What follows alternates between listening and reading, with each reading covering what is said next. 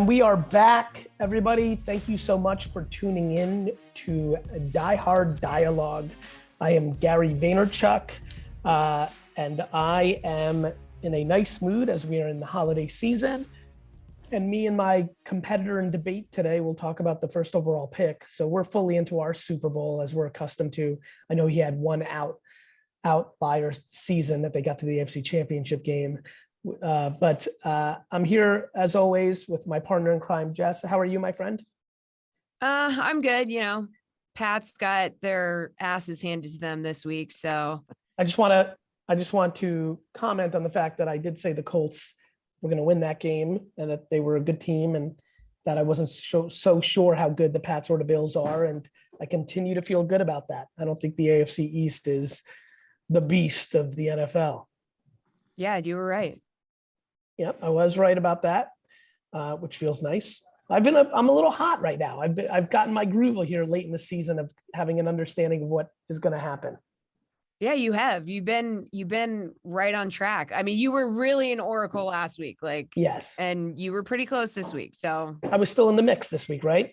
Yeah, still in the mix. Did the Jets have the longest field goal? Was that the boost? Yeah, and it hit. I know. I'm happy. I hope some people followed that. Yeah. And this week, before yes. we get into this week's game, really quick, the prize for our free-to-play listener league is 3 Deion Sanders 1989 rookie cards. So everybody should join the free-to-play listener league. Yeah, pretty sweet. Prime time. I mean, he could be, the way he's recruiting down there, be interesting to see. It's going to get down interesting in Jackson State. All right. So we've got a really interesting NFL. I mean, look, this 17 game, 7 playoff thing is going to be a good thing for this league. It's just watching it now. I'm like, oh, okay. Lots of people are in the mix. But 2 of the teams that are not on the mix and in the mix are mine and our wonderful guest here. Maybe you can introduce him. Yes. Our Jags guest is former MLB pitcher turned musician, Brett Myers. And Brett just released his album, Wrong Side of the Tracks, in June. Brett, thank you for being here. Thanks for having me. Brett, how are you, my friend? Talking some football. Good to meet you. Such a pleasure. You were born in Jacksonville. Yeah, born and raised. And thus that is your allegiance here, correct? Yes, that and the Eagles. So I have an AFC and an NFC team. So tell me about that. Well, I kind of have to be an Eagles fan. You're playing in Philly for so long. If you didn't pull for the Eagles, I think they'd probably, throw snowballs at you or beat you up or something. Batteries, the old gist of being in Philadelphia, I'm sure. But the Jags are born and raised here. So when they came in '95, it was just you have to pull for them. So I pull for them pretty hard, and I'm disappointed week after week. So I know the story.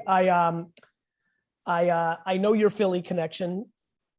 A little sports talk here for everybody. I am a very serious fantasy baseball player, and was from basically 20 to I'm 46 now. The last 2 seasons, I've just gotten too busy. Baseball's hard to do fantasy and stay up on. Absolutely. And we played deep mixed league, like just hardcore deep leagues. But I thought it would be appropriate for me to thank you right now here publicly on the spot, because your 2007 season, if I'm correct, I think it was 07 with the Phillies, you were able to rack up a substantial amount of saves, and I was able to pick you up for very low cost. People didn't see that coming. I saw it coming. You were cheap, brother. But I arbitraged those saves that year for a very successful season for me. So I just wanted to thank you for that. I'm glad I could help you in some way. I mean, I'd like you to help me in other ways this weekend, because I do believe the loser of this football game will have the number 1 pick in the NFL draft. I think the Lions are playing well enough and have another win in them. And so I do think. Is Jared Goff out, though? Fair enough. Is he? Jess, do we know about that? Last I heard, he was in the protocol. Yet. Yeah, I mean, there's still a couple of games. So I'm kind of obviously the Falcons. I mean, I think they can beat the Seahawks the following week. And even the final game of the season, they'll be playing the Packers at home. And you know how the NFL is. That might be a situation where we could see Mr. Rodgers sitting out Right. preparing. So 3 winnable games, in my opinion, for the Lions, which leads me back to the point here. Jess, what's the data on this powerhouse? Jets. By the way, I'm sorry to interrupt. How fucked up is the NFL to not have made this the first or second or third game of the season? You have the number 1 and number 2 overall picks in the NFL draft who are quarterbacks who are on each other's schedule. And look what they've done. I mean, nobody besides me and the handsome Mr. Brett here are going to watch this game on Sunday.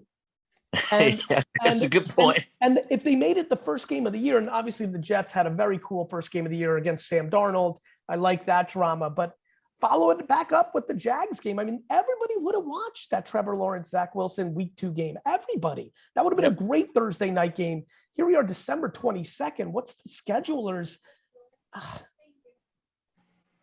We should tweet at them. We should bring it up with them. Anyway, I don't want to. Looking for some I think that names. I'm worried to do that because then they may screw the Jets next season. I don't want to hurt my, I'm all about 2022 at this point. So anyway, what's the date on this game?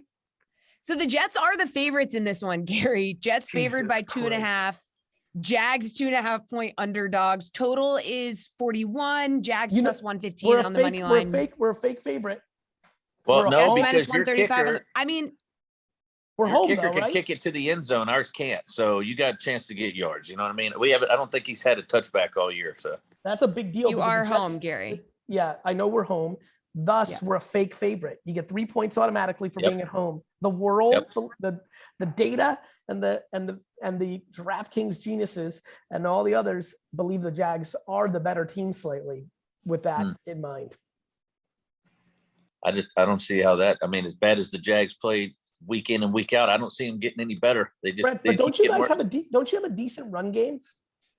Yeah, if they give him the ball, I mean, usually, when Urban was there, they sat him a lot, but and Carlos Hyde's out, I think, with concussion. So, I didn't see much of a, run game came back a little bit last week. So we'll see what happens. I mean, they need protection. You got to protect the quarterback. And good news, we can't get to the quarterback. You won't have a problem this week. I bet you that. I bet you'll be surprised. Well, then good. We'll have a good game to watch at least. 2 bad teams going at it. Ugh. No, it's like we don't even need to watch it. Like, why do we torture ourselves? I mean, you guys are gonna watch it. Of course. I watch every game. I watch every game too, and I sit there and hope each week like there's going to be some kind of progress to where they're getting better, and it's just gets worse and worse. Like, I don't understand some of the play calling and stuff like that. It's almost like they're playing for the first pick again. They might be. I mean, there's a real pass. I mean, your Josh Allen is really good. Yeah, I mean, they got some pretty key defensive guys, but the thing that's frustrating with the Jags usually is they get all these first picks and then they end up trading them away. And then once they get to another team, they dominate. That they're like great fantasy players. You have them with fantasy on your fantasy team because you're a Jags fan and stuff like that, thinking, Leonard Fournette's going to go off. It's really too bad. You had all the pieces in place. It really does speak to culture. I mean, when you think about Ramsey and Fournette and there was just so much. I mean, that AFC Championship run. That was all on defense. All on defense. The kids, and they were all so young. Yep. You had Allen Robinson. Really, really one decent quarterback. I mean, Blake was still young and obviously didn't end up, quote unquote, panning out. So you were like a journeyman, decent Ryan Fitzpatrick, Josh McCown quarterback that year away from probably contending for it all. Yeah. Yep. And it's the thing that's frustrating always about the Jags offense is that I sat there and I watched the Chargers Chiefs game the other night, and young quarterbacks, couple of years in the league or whatever like that. And then I feel like Trevor Lawrence could be one of those type of quarterbacks down the road. But I just don't feel like that. In order to be like a good, successful quarterback in the NFL, in my personal opinion, is that you watch Lamar Jackson, they built that offense around his skill set. Correct. Like, I feel like that you have to be able to be an offensive coordinator and build the offense around your quarterback's skill set. And if you don't, he's not going to be successful. You can't just go in and say, but that goes this is my plan. That goes back to GM, right? The OC's got to then, I mean, look, one thing that has emerged for the Jets that I should call out is I do think the young LaFleur brother here is following in his brother's footsteps. Like, I was blown away by some of the stuff the Jets were doing this week. Right. You know, we've got all sorts of headaches. We don't have our top 2 receivers, Right. which is really hard. Yeah. You know, we're missing our starting left tackle. We're missing our second left tackle. So we were on our third left tackle last week, and it really showed. They were able to get to Zach. But some of the stuff we're running, trick plays, reverse it, like we're definitely showing creativity. We're showing a potential to do the offensive coordinator part. Now what the Jets have to do, Jets are coming into this draft real pretty. They've got the Seahawks first pick. They've got the Panthers second pick. They've got 4 picks in the first 50, which is unheard of. So you got to think free agent too. I mean, there's a lot of good free agents out there. There's a ton of free agents, and they have the 5th most money in the league. So it's going to be, you know, they also spent their top free agent last year was Lawson from the Bengals, who can get to the quarterback, but he tore his ACL or his Achilles in camp. So he'll be coming back. It's almost like an extra player that you didn't even think you had. So, you know, there's the potential for brighter days for us. On the other hand, for you, I think Trevor Lawrence is a can't miss prospect. Yeah. I know. I think he's got tremendous talent. I think so too. He's a great kid. Yeah. They got to build around him. And I do think the culture matters. And I do think I want to look back at our logs with Seth and Andrew. I don't think I said it publicly because it's not nice, but privately, I did have a bet or a conversation with multiple friends. I actually predicted that Urban Meyer would not make it through the season. Really? Yeah, he kind of sabotaged himself. Well, I think I knew too much, and that's where I actually went, and it actually happened, which is a little bit wild because it's like an outlandish thing to say. I think only 5 or 6 coaches in the history of the NFL did not make it through an entire season. There was a stat that came out when he resigned or got fired that showed all the 6 or 7 coaches that did not make it. Fun fact, the Jets were on the list twice. Right. Lou Holtz, the famous Notre Dame head coach, was the Jets coach for one season, I think 1975 or in that range. He did not make it through the season. And number 1 on the list was a coach maybe you two have heard of. His name is Bill Belichick. He was the New York Jets head coach for one day. He was announced the coach, and he decided to resign in one of the great devastating. That's all it took. In football That's all it history. took, one day. That's right.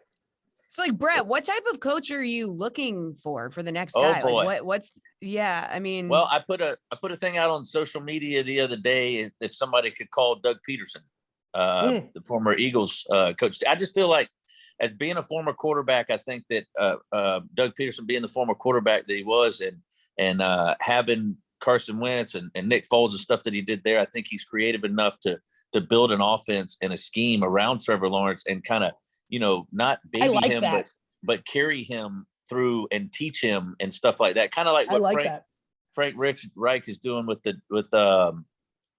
Carson now. Carson wasn't like really good with the Eagles. Now he's built the offense, and it's a heavy run game, obviously, which helps Carson out a lot.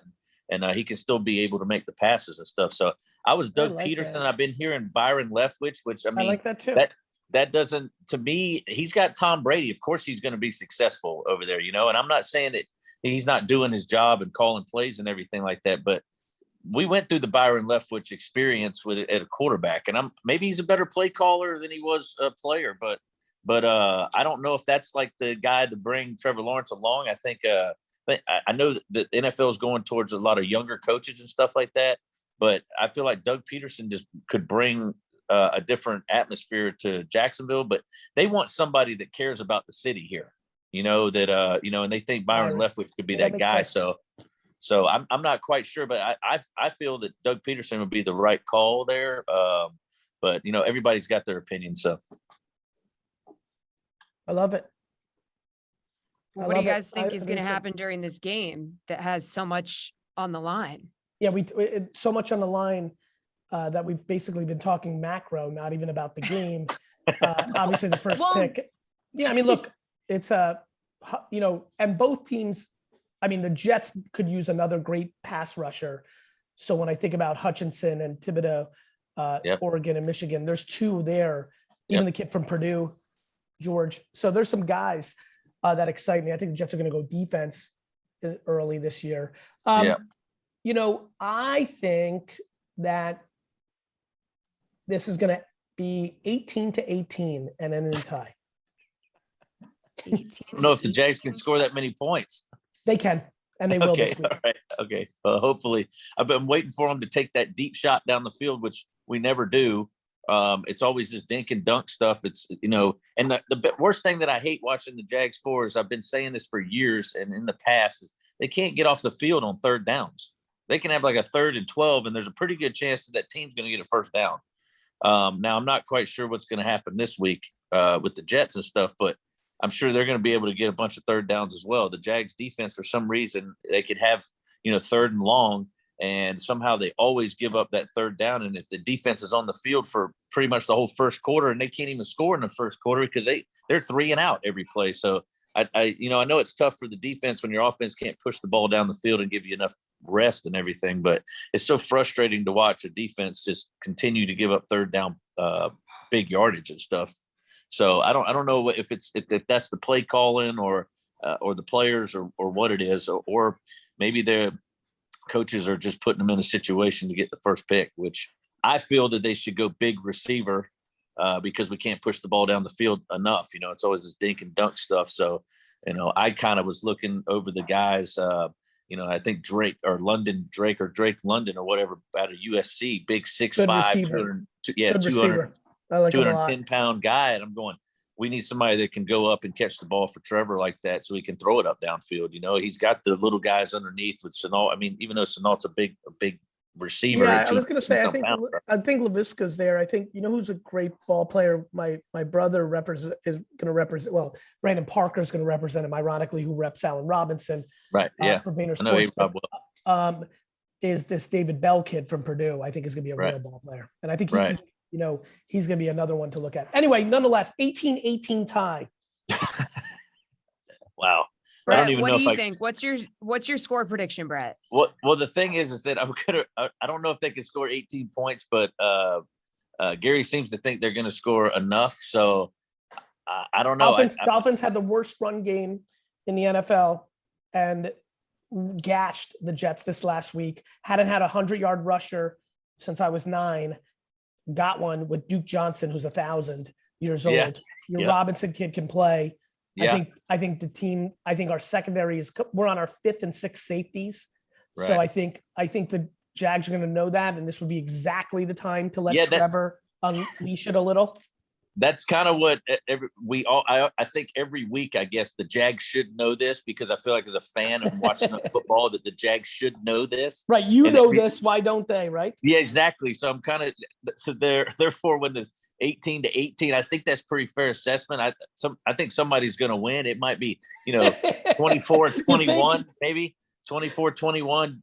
It could go either way. I don't really know. But you need to pick one here, Brett. We don't fool around here. Well, I got to go with it's like a save. You either get a save or a blown save. You're going Jags. 24-21 Jags. Listen, I got to go with the Jags. I will do a cartwheel if that's the outcome. I always want the number 1 pick. I know you can blow it, but you can also get offered 3 first. You can get offered 3 picks for it. Yeah. We're building out here. So I want the number 1 pick. Yeah. Okay, if the Jags win, Gary, you have to film yourself doing a cartwheel. I will. And by the way, there's some things that I look athletic in. Like I'm really good in racket sports. You give me a ping pong, a tennis, a racquetball. You're like, oh, Gary's got a little something, right? I have a very ugly jump shot, but for some reason it goes in solidly amount. So there's that. I'm incredibly good with hand-eye coordination. We go into a bar and do some darts or some pool. You're like, wait, this guy can do shit. Yeah. One thing that will look awful is a cartwheel.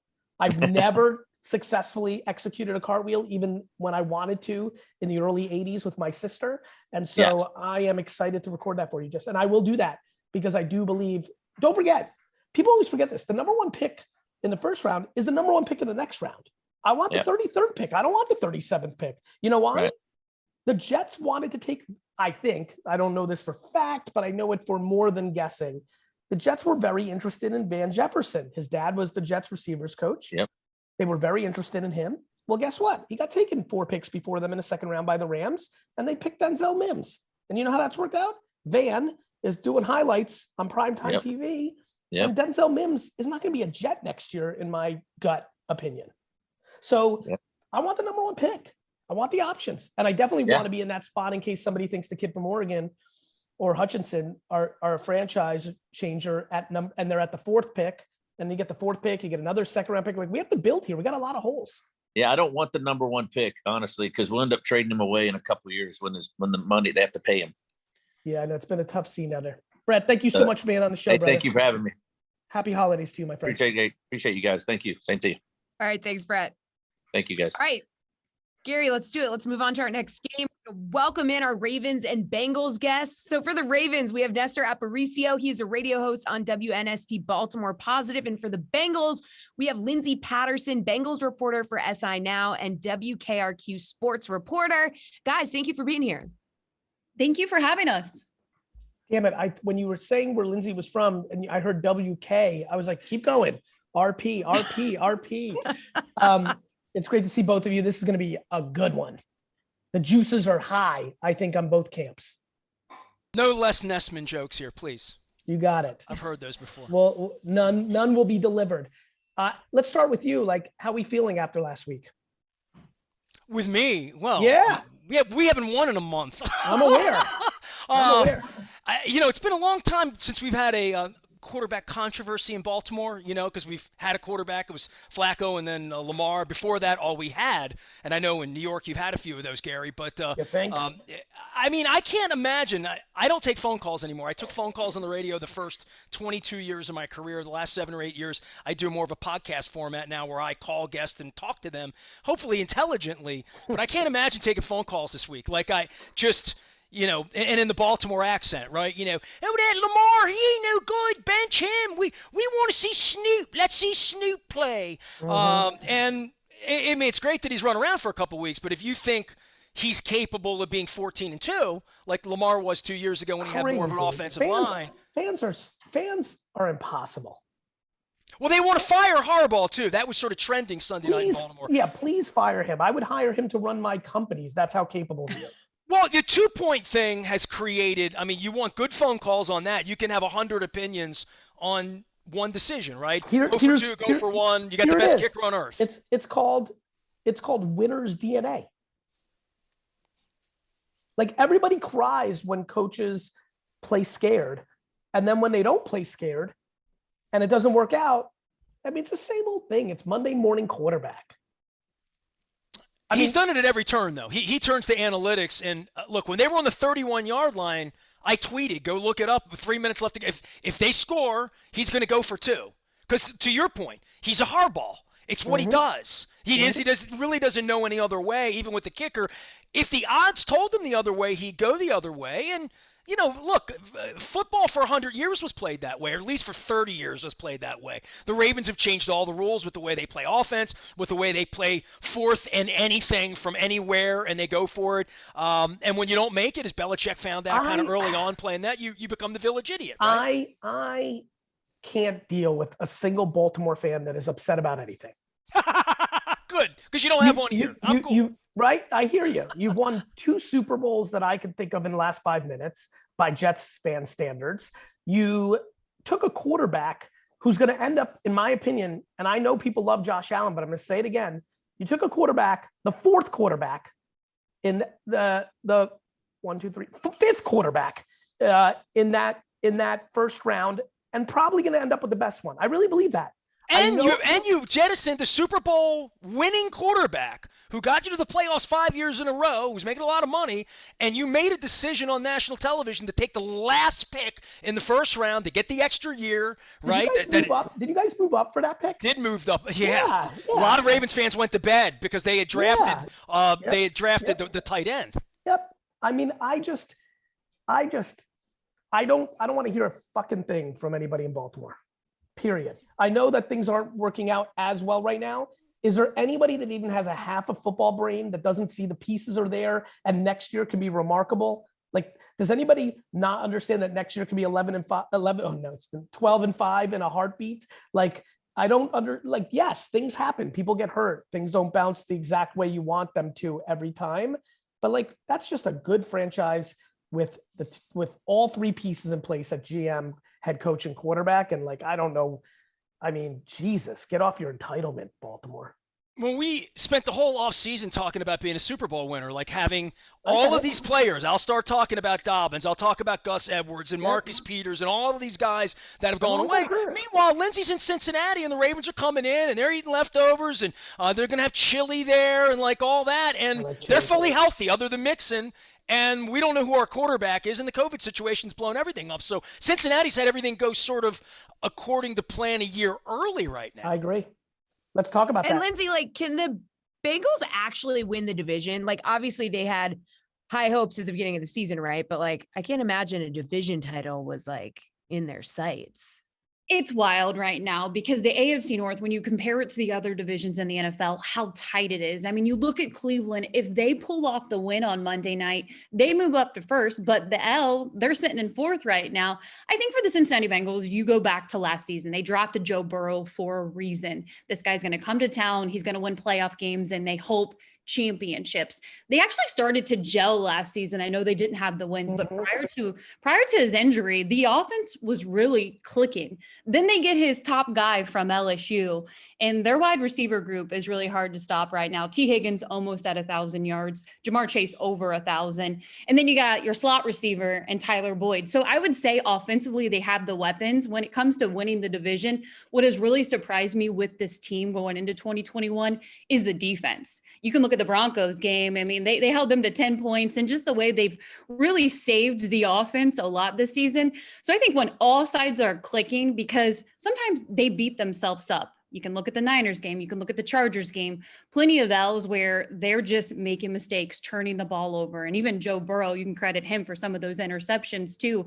So I think when they're not beating themselves, yeah, this team can take the division. But man, was last week, like, I actually, believe it or not, and I'm very high on the Bengals. Like, the Bengals are different for me, right? Mm-hmm. Like, the opposite of what I feel about Baltimore, because it's gone so well, is for the Bengals, they've lost their Super Bowls, right? They just have, I mean, when I think about that Carson Palmer injury, feels like that was like the first drive of that Steelers game. I don't recall, but like Lindsay will confirm that for me. It was very early in that playoff game. I learned this week they haven't won a playoff game in 30 years. I wondered how long, in 1991, 30 years. So think about how old you'd have to be to have ever seen them win a playoff. You have to be 40 years old to remember it. You want a better one? The Jets went into Cincinnati and won a playoff game. Like us. So like, I know how bad they've had it. I love the town. I love Joe Burrow. We at Vayner Sports, my brother and I have a representation business. We really pegged Joe Burrow. We recruited him very heavily going into that season in the spring. And I had multiple conversations with him. I mean, we thought he could be a really good quarterback. We didn't think he was going to be the number one pick. He was a 5th round projected quarterback going into that season. I love him. I'm happy for the Bengals. That's all a setup for something that's a little bit of an off-speed pitch. I actually thought last week was concerning. Like, holding the Broncos to 10 points doesn't excite me. That was without Teddy. That's with Teddy in the whole time. And the Chargers lit up the Bengals like a Christmas tree, and the Niners put up some points. I'm actually wondering, I actually really am excited for this game, but I'm very excited for a barometer check defensively next. I think you have the Chiefs after this, if I'm right. So it's going to be fun to see the Bengals play out here a little bit. This game especially is going to be fun to watch. I actually think the Ravens have been playing well given their circumstances and have been coached well. I understand the 2-point thing. I think this is going to be a very interesting game. Really interesting. There's a case to make that Harbaugh's done the best coaching job of his career. I mean, you can laud the Super Bowl years and the talent he had. They're still trying to pick up the pieces on the offensive line and figure out what the offense is with or without Lamar. And the fact that this kid's gone in and has held the clipboard pretty well and learned the plays, throws the ball better than people thought he was going to throw the ball, hasn't been challenged to throw the ball downfield, but coming back last couple of weeks and keeping him in games and giving him an opportunity to win.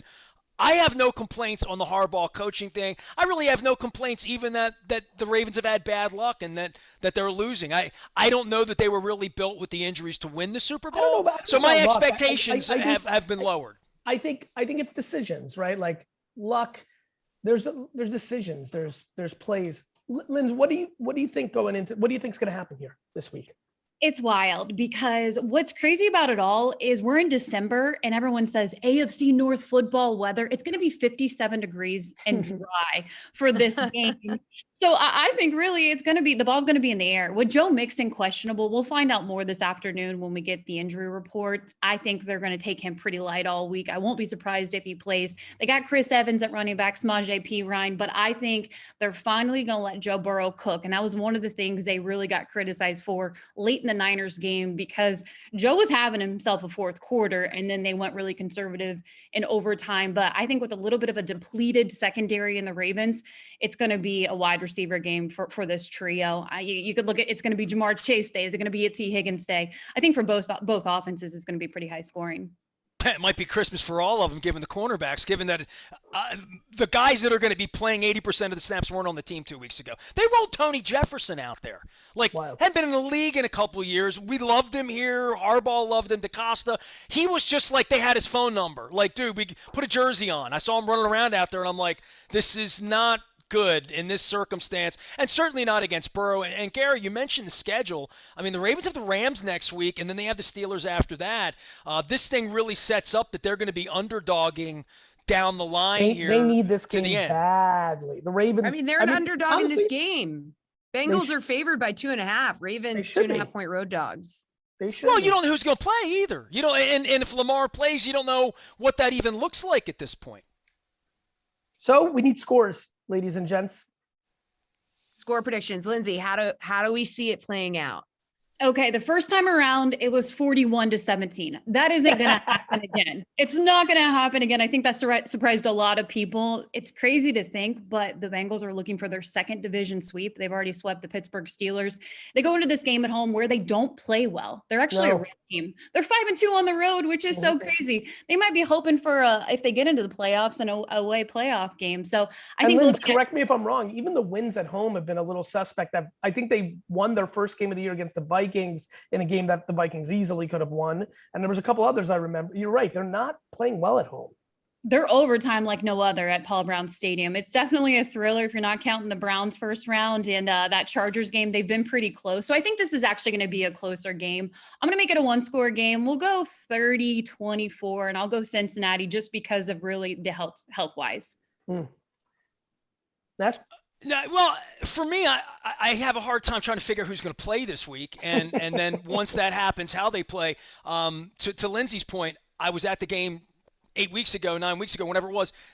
They were outclassed, and it's the one time the Ravens really looked poor, like really poor this year, was against Cincinnati. I don't expect that to happen again this week. Harbaugh will have them ready to play, and to your point, Gary, important.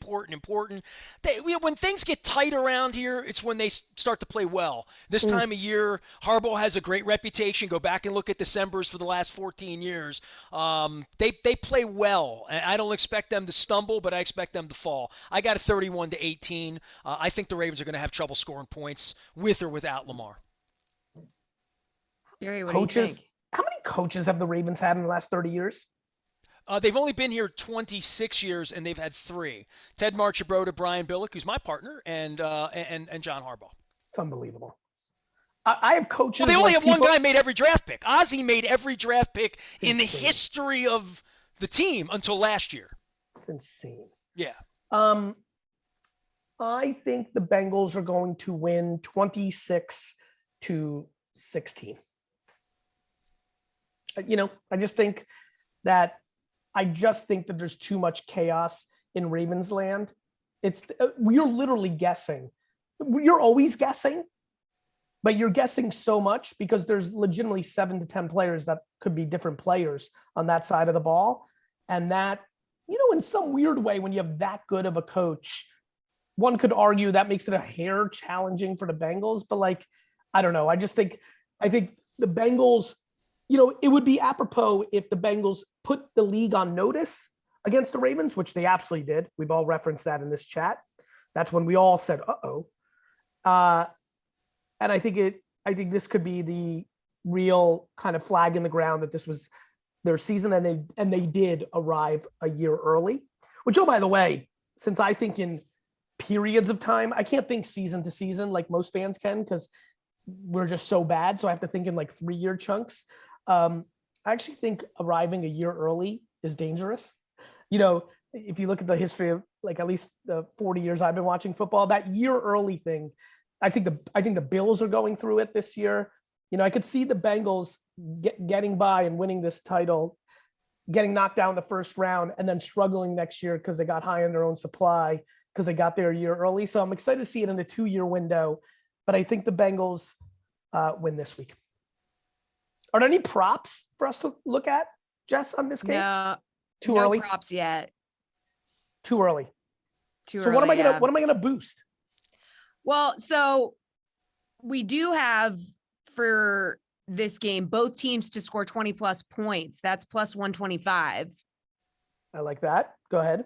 No, even though I went with 18. We have largest lead of the game, 13.5 points. The under is plus 100. So if we think, I think it's going to stay close. What was that one more time? I like that. Largest lead of the game, 13.5 points. Under is plus 100. Right. So if nobody's winning by 14 at any point, we win. Yeah.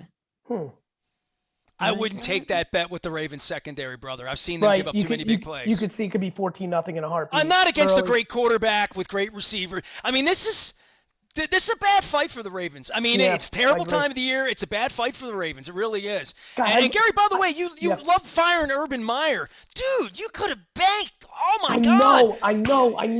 I had that so one of the only reason I'm not catonic right now in Jets land is there is not a person that's walked in the NFLs in the last 40 years that I've disliked more than Mike McCagnon when he was the GM of the Jets, who's a very nice man. So it's like hard for me to say this. You're nice to Joe Douglas. He's family to me. So you're in good hands there. So we're in beyond great. I mean, if you actually, so I'm in a very unique spot. A lot of these football players, when they're in high school and college, now think I'm cool. So I get to know them a little bit on DM and this. I have a representation business. So we're recruiting a lot of these kids. Tears in this last draft with the Jets because of the quality of the man. Tears. And that's why it's like, and it's also panning out on the field. The Elijah Moores, the Michael Carters, the Elijah Bear Tuckers, forget about their football ability.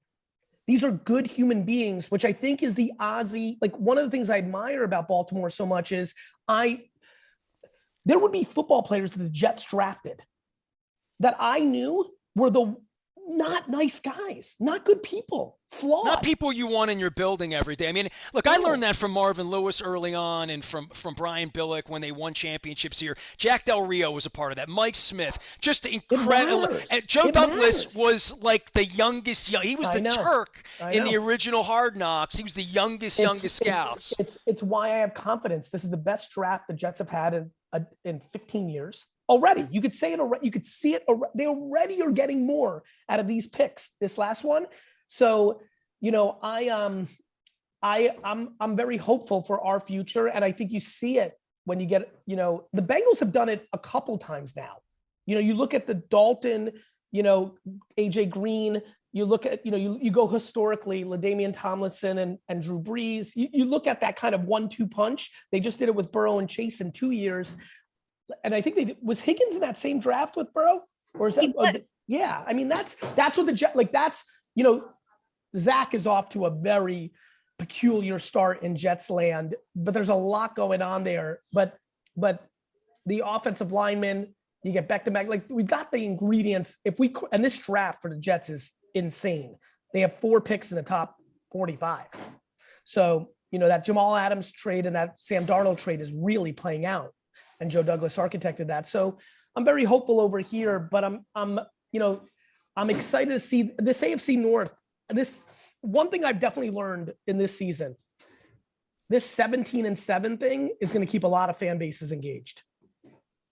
You know, as a Jets fan for the last 40 years, you always hoped that in December, you were at least in the hunt. You know, that little thing they put on the screen, you're in the hunt. You know, we haven't been there in a long time. It's besides our little blip in 2015 when we were 10-6 and did not make the playoffs. You can see I have feelings. We haven't been there for 11 years. It's been a long time since those Sanchez, Rex Ryan runs. But watching football, because I love it, and seeing teams in the hunt in December that are 4-9, like in the hunt still, this AFC North saga soap opera is going to be fun to watch. And I send you both love and hope you enjoy it, and a great holiday. It's going to be heartbreaking in Cincinnati. I just know that's how it's going to end. That's, if history is on any indicator, you're absolutely right. Lindsay, don't eat the chili at halftime. It'll give you indigestion. Don't do it. I love the chili. Don't do it. That chili's great stuff. Right. All right. Thanks, guys. Appreciate it. Thank you very much. Thank you. All right, Gary, now we have to pick this odds boost. So what else you got for me? So first to score in this game, Ravens -110, Bengals -120. You could boost one of those. Okay. We could go to the Jags-Jets game. Okay. Brett was talking about how he was like thinking there were going to be some big plays. They were going to like let Trevor Lawrence air it out a little. So longest touchdown, Jaguars +105. Let's do that. Let's post that. I just think that's going to happen. Boost it. Yeah. All right. Awesome. Boosting Love it. you. Have a great, All right. great Love you Christmas. too, Gary. You too. Cheers. Bye, everyone. If you or someone you know has a gambling problem, crisis counseling and referral services can be accessed by calling 1-800-GAMBLER in Illinois, Indiana, New Jersey, West Virginia, Pennsylvania, Michigan, and Wyoming. 1-800-522-4700 in New Hampshire and Colorado. 1-800-BETS-OFF in Idaho. 1-800-BETS-OFF in Iowa. 1-800-532-3500 in Virginia.